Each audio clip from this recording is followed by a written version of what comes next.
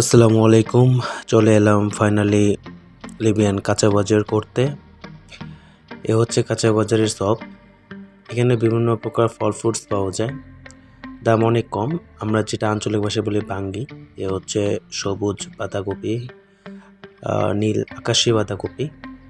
লেবুর দাম অনেক কম, আর রসুনের দামও অনেক বেশি। বেগুন তো এখানে অনেক সস্তা। টমেটোর দাম মোটামুটি আলহামদুলিল্লাহ ভালো আছে। কাঁচামরিচের দাম অনেক কম, এখানে কাঁচামরিচ অনেক মোটা মোটা।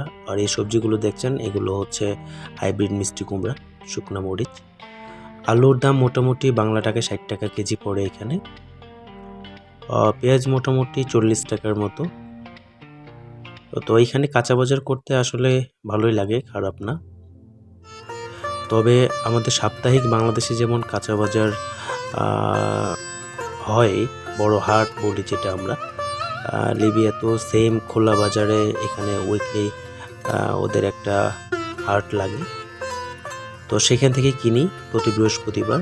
সো বাজার শর্ট ছিল, এই জন্য আজকে একটু সুপার শপে এসেছে কাঁচা বাজার করতে।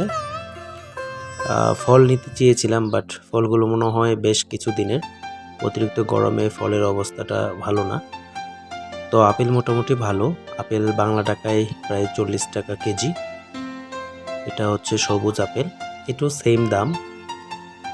তবে হচ্ছে এখানে কলার দাম সব থেকে বেশি। এখানে কেজি হিসেবে বিক্রি করে, যা বাংলা টাকায় 140 টাকা কেজি। তো এটা হচ্ছে বাঁধাকপি।